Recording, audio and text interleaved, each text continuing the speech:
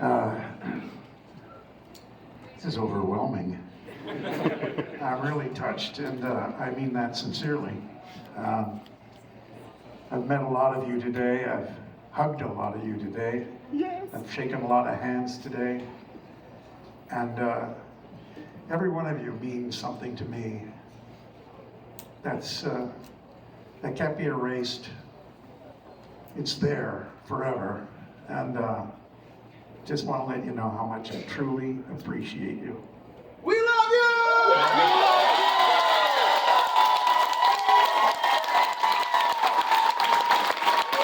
I love you back. My name is Optimus Prime.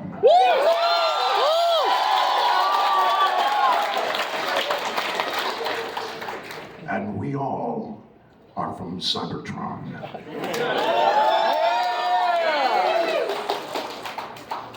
Till all are one.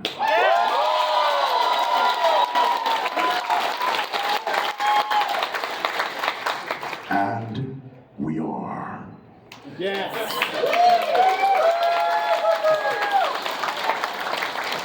I don't know, can you see me? I'm sitting down. Oh, but, well, actually, I'm only 3'6". So, anyway, I don't know where to begin, but I allow that for you. I would encourage you to ask me anything you want, as long as you've had the question reviewed first. Hi, Peter. I'm going to be your moderator today. My name is John. And I've got a set of pre-screened questions for you. There you go. And if you're ready, I'll start throwing them your way, Peter. Thank you. So our first question, your first roles were in sketch comedy. How exactly did you transition into voice work? You know, I don't think I ever transitioned. I think I always was. When I was a kid, I was really interested in the reactions that I got from animals. I worked on a farm when I was a kid. My aunt in Dutchess County, New York, lived next to a dairy farm, and so I spent my summers and carrying milk pails and lifting bales and stuff like that. And one of the most fun times I had would be in the milking area, and I would go to the front of where all the Holsteins were, and I'd say something, whatever mood I was in, or I said, "All right, I want all your attention, please."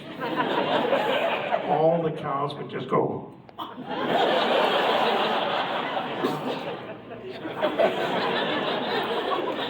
Your eyes get wide like hard-boiled eggs. And then I would talk. And if they weren't paying attention, I'd raise my voice and they'd all look at me. So I had an audience, and it was amazing. I would invent things, you know. I would do different voices and always had their attention. Went by a turkey farm one time, and all these turkeys, they were making all these noises. And so I did the same thing. But every time they made a noise or a sound, they all together, like 500 of them, so I said, "Who said that?" No, not all of you said. There was one person, who was that? I want that person to stand up. Anyway, I would just improvise. And then eventually, I would take that to the classroom.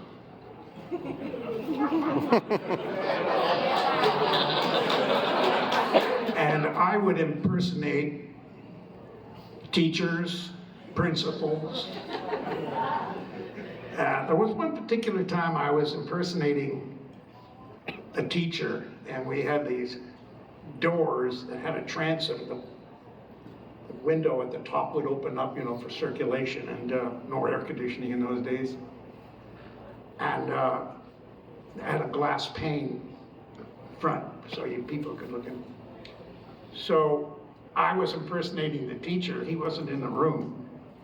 And the classroom, which was always, they were always laughing, you know, because I had fun doing it. And they all shut up and they just clammed shut. They didn't laugh. They were just staring at me. They were all looking this way. And I finally looked and I said, oh, like that. And there's the teacher and the principal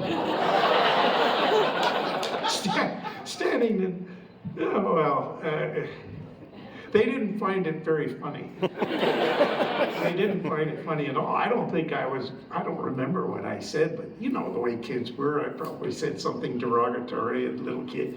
Oh, isn't he a fat thing?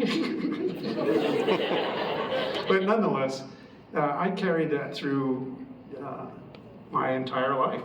I never stopped. I never stopped. And I mean, then they started paying me.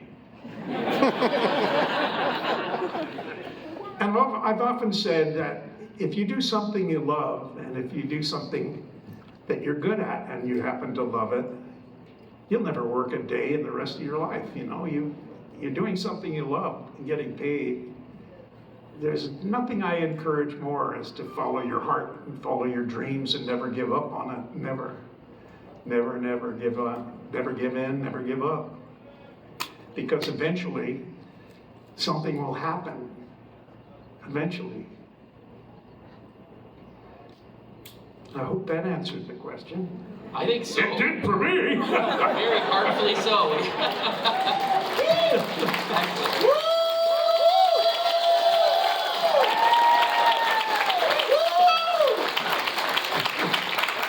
So Peter, our next question is going to come from one of our VIP ticket holders, Nezrin Hassanli. If you could show yourself. Now, Nezrin, would you like to read the question? Of course. Of course, absolutely. Who wouldn't?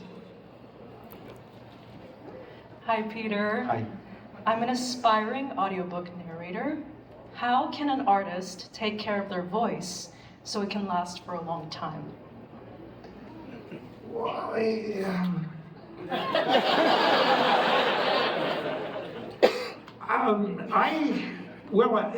I think if you're a singer, that's really important. That you don't stretch your vocal cords, you know. But I've done a lot of voices that I've, you know, coughed up a little blood from doing King Kong years and years ago. This is an old story, but I think it's worth repeating. Invention sometimes happens out of necessity, you know. You have a throat that was bleeding because of a gorilla, two gorillas. I did the mother and the father. Mother and father gorilla, nice to meet you. And then when I was called down to 20th Century Fox for The Predator, that is how The Predator came about. I'm sure some of you know the story behind that. But it's because I didn't want to do monster sounds anymore, because I was afraid that I wouldn't be able to do anything, you know. So I remembered when they showed me the Predators, what he looked like, after an awful lot of insistence, I said, they weren't very happy to show me the character. It was top secret, and, you know. I said, well, if I can't see the character, you know, what's the point of me being here? I've got to create that sound. I've got to create. So they finally relented, and I looked at that thing and I said, oh, he's ugly. Ugly. And that face with the tentacles, you know, that it reminded me of an upside down horseshoe crab on the Atlantic seaboard up in Massachusetts, in Situate, Massachusetts. And there was this upside down horseshoe crab in the sun, and all these bubbles were coming out of its mouth, I guess. And they were clicking. When I got down close, so I said, not only does it look ugly, it reminded me, you know, immediately the Predator I just thought of that horseshoe crab, and I said, bring that microphone down. And they brought the microphone way up there, and they brought it halfway, and I said, no, no, bring it down more. I'm in a studio where they probably filmed, I don't know, whatever huge film of the year was back in the 30s, 40s, 50s. It was very, leather, big leather chairs and stuff where the executives would sit. So it was quite a scene. And I'm telling this guy to bring this microphone down. And I said, not even there, to right here. Now here's a microphone that can pick up a sound, to that back door. And I'm going,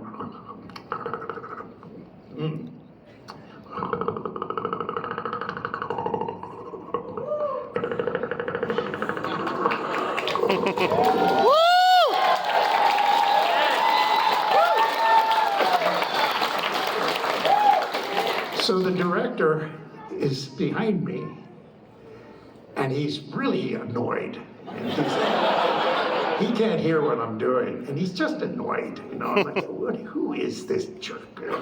All right, that's enough. That's enough. And he starts storming, and the microphone, the sound man up in the booth behind the studio said, you got to come up here. No, I mean it now. Come on up here. You got to hear this.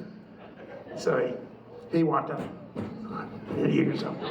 You hear the door slam. And about 5 minutes later, he comes in. Oh, hey, let's go to work here. Okay. Anyways, let's do that again. Okay. All right. Okay. So that was that story. I love telling it. It's funny. It's just, I can see that guy storming up those stairs, and it always brings a tear to my eye. Oh well. Next. Oh gosh. So our next question comes from VIP member Daniel Thomas. Daniel? Oh. Daniel, would you like to ask your question? My question is, when did you realize that you and Frank Welker have become iconic characters? My first cartoon was with Frank. It's called Mighty Man and Yuck. Yes. And I was Mighty Man. Frank was Yuck. Yuck was a dog that was so ugly he had to wear a doghouse over his head. But sometimes he'd take it off, and Mighty Man would say, no, don't take them, don't take them. Ah! He'd take the thing off, and I'd turn into Mighty Man, this little, who sounded like Bing Crosby, I guess. We were in those days we just did all kinds of stuff, but.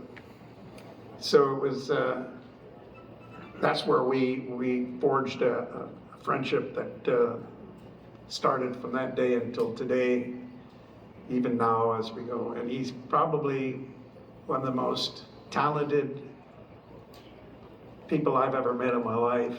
And he can make me laugh more than anything in the world. Only one other person that could make me laugh as much was Jonathan Winters and Richard Pryor.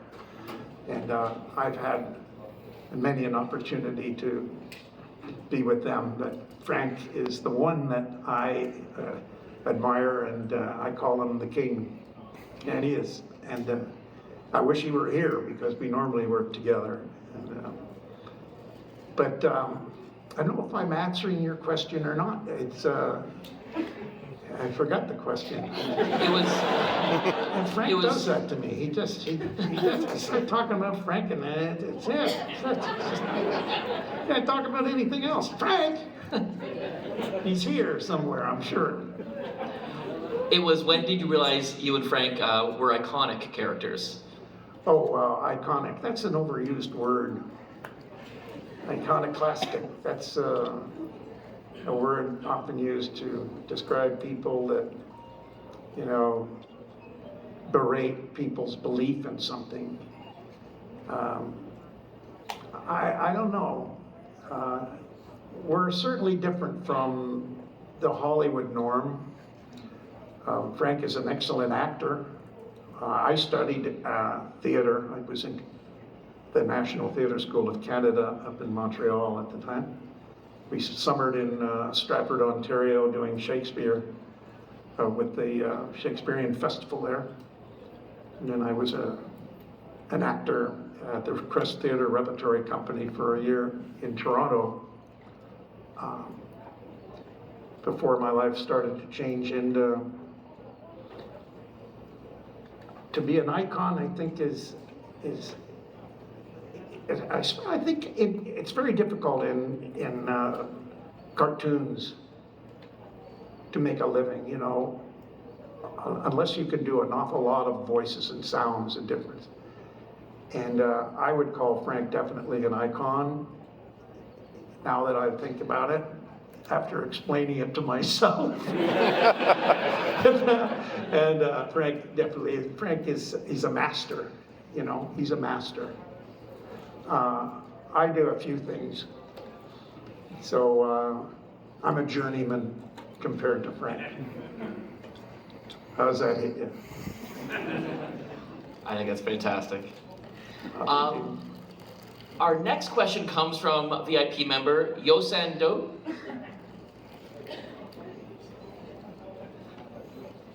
This is my favorite question. My wife thought you did the voice of Megatron. Should I divorce her and move on?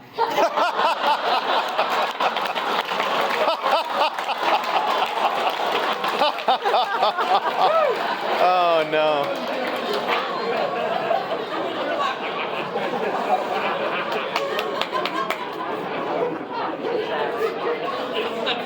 Your call. No comment.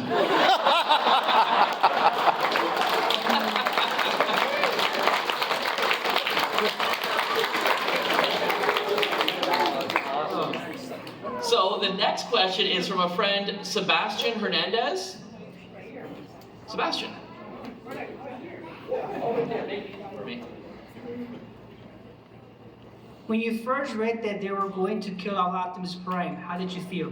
When I first what? I'm sorry? When you first read the scripts of Transformers the movie, that they were going to kill your character Optimus Prime, how did you feel about that? Well, I didn't actually read any script. I read a short, brief speech of Optimus Prime, and I was given the opportunity to pick several characters on the display table as you come in, and it was an open call for a lot of actors to come in, and you pick up this character and you say, see, I picked up Optimus Prime because I was asked to, and I picked up Ironhide, and I picked up a few other characters. And I had a little time to ingest what they looked like and possibly the description of their character. And I had just the night before, I'd been watching an old movie on television that had co-starring with Chill Wills. And Chill Wills was an old character actor, famous in Hollywood, did a lot of westerns, and he had that distinctive voice. And I went into the audition after I did Optimus Prime. I did Ironhide as Chill Wills, and I got that. And I knew I got it immediately, because I've just been watching that program the night before. And Chill Wills, and he talked to us, man, I'll tell you something, you know. Oh my God. There, it was perfect. I didn't know if I had Optimus Prime until about 8 days later. And you know, when you go to an audition in Hollywood, you audition for almost anything in the cartoon business, you know. You could be auditioning as an empty pail. You know, what does an empty pail sound like? You know? We had, I did a battery one time. A battery, what does a battery sound like? I went up to,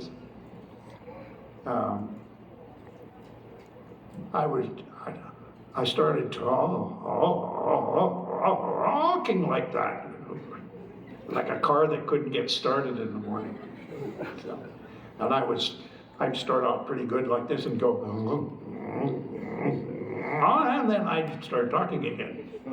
So I was like running out of electric juice, and I think, I got that job too, as a matter of fact. And it read, I'm a 15-year-old car that can't seem to get started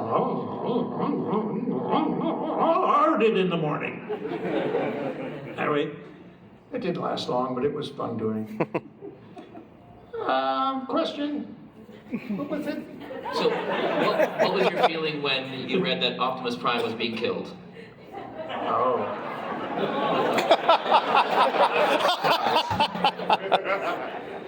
Oh, that wasn't fun at all.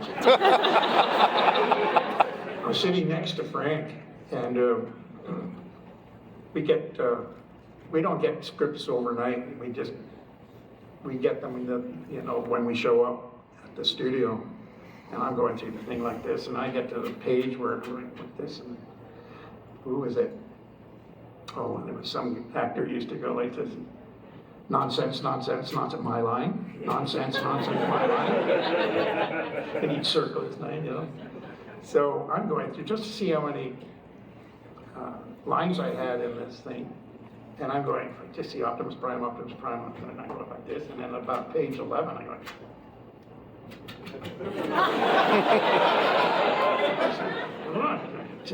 and I said, Frank, look at here, and I start reading down. See, Optimus Prime takes deep breath and dies. I look at Frank, I'm getting whacked here. I said, what do you mean? I said, no, I'm getting whacked. That's it. That's it. Wow. Oh, wow. Yeah, okay. I didn't like that at all. I didn't like it. Yeah, I didn't like it at all. And one of the reasons was because the actors that I was working with were so great and so much fun, We had so much fun doing those G1 shows. And we enjoyed each other, and we always made each other laugh. And it was just a non-stop laugh session. And that drove the producer and directors nuts, Can we have some order in there, please? Come on. Hello? Oh, yeah, of course. All right. 47, line 47, take one. And if it was me and Frank was sitting next to me or something, just as I'd be reading, he'd start doing like a leaky faucet, I said, Frank, can we have some quiet in there, please? Take two. And we do this all day long. It's just silly stuff, but we had a ball. And that's what I missed. I really did miss those guys and girls. You know what? They're just great people. Just great people. Yeah. Still are, always will be. Yeah. Well said. Our next question comes from Kevin Jonathan. Oh. Kevin? Yeah, I think that's. Oh, it's me.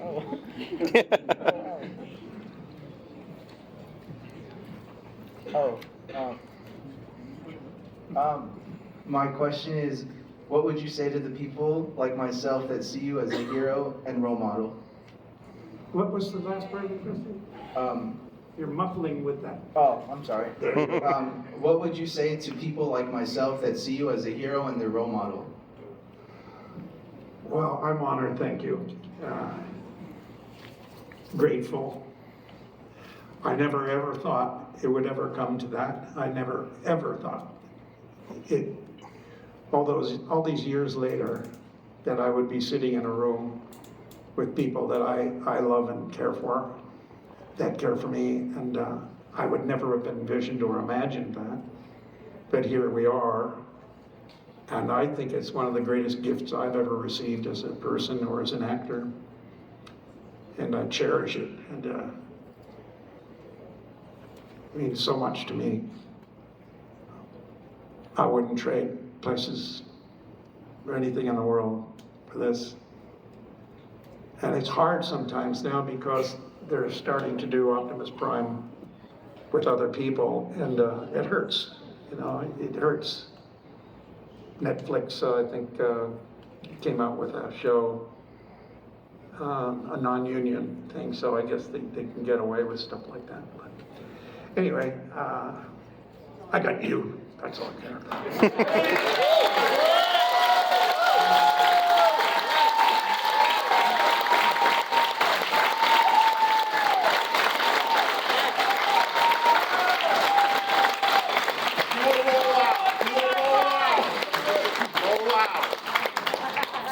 Autobots, transform and roll out!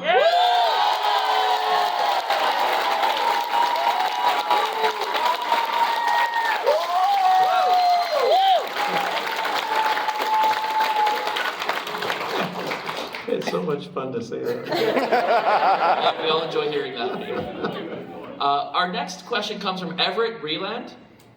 Everett, right here, easy.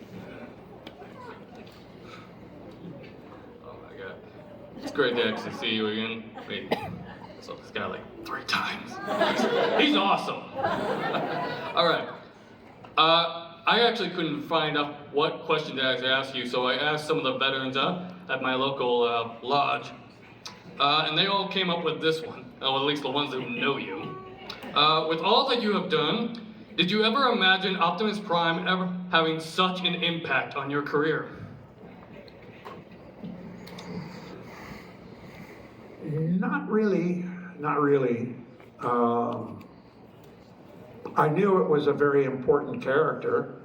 It was innovative. It was transcending the norm of animation. The conception of a transforming toy was unique. And I thought, when I first read for the characters, I thought, this is really interesting, you know. It's kind of, we'll make it or not, you know. But it wasn't like Legos or something where you put things together. I mean, these things did it on their own. And it was fascinating. So I guess it would be after a while where I started feeling that this is going to go someplace. And then I got whacked.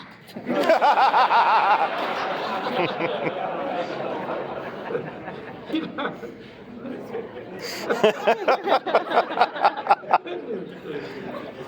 Oh, boy.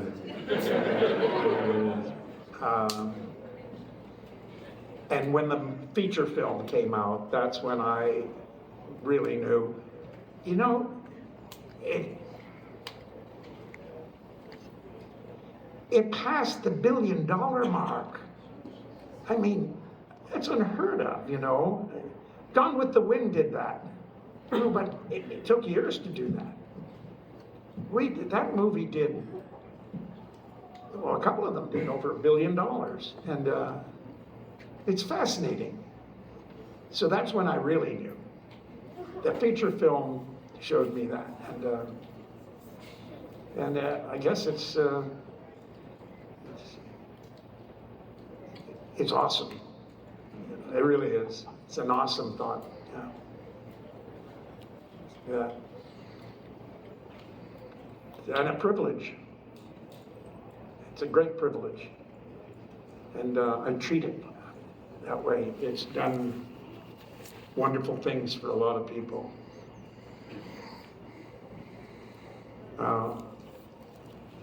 You know, that's a great question. Thanks. Yeah. We love you. Thank you. Thank you. Thank you back.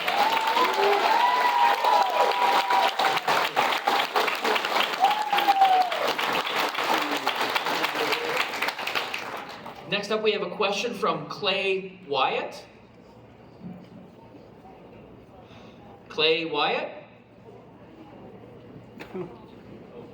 Okay, well, I guess I'll read Clay's question. Peter, how much direction did you get when performing as Optimus Prime?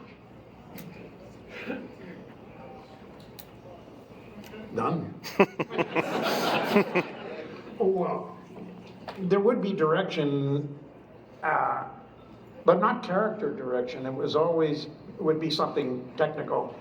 Peter, you want to raise the volume up there because he's on a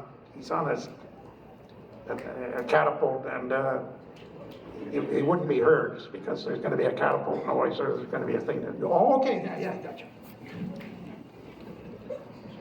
But other times, I had to say lines that I believed in the character. I believed in it. And if I was asked to say a line that was just not Optimus Prime, you know, I would say I really don't want to read that line. I don't think he'd say that. And there was only one director that ever told me, he said, well, just say it anyway, I want to have it, I want to have it. I just don't feel comfortable. So, well, listen, just read the line. I said, okay, I'll read it. And it's just not Optimus, you know, it wasn't Optimus. I'll kill them all. You know, that's not Optimus, you know? Yeah.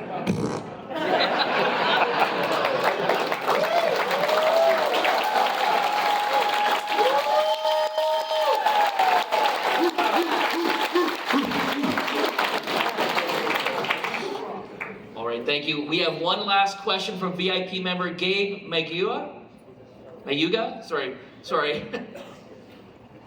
All right, Gabe? How difficult was it for you to make the Predator sounds? To what?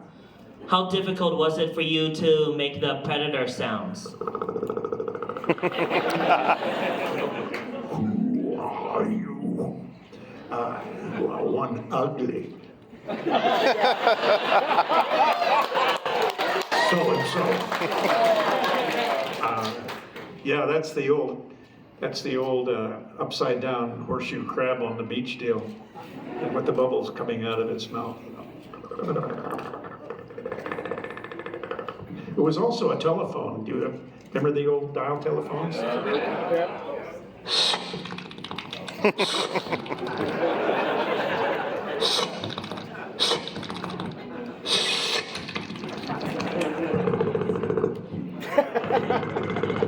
Well, hello, is Tom there?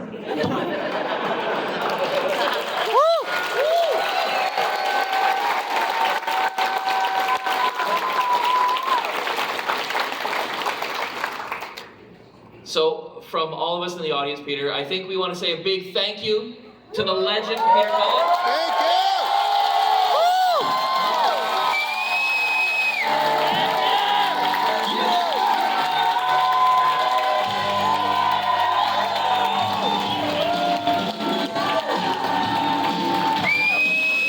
I love you guys. You girls. Children of all ages. I hope I see you guys again. I really do. Come back! You're in my heart. You're in ours.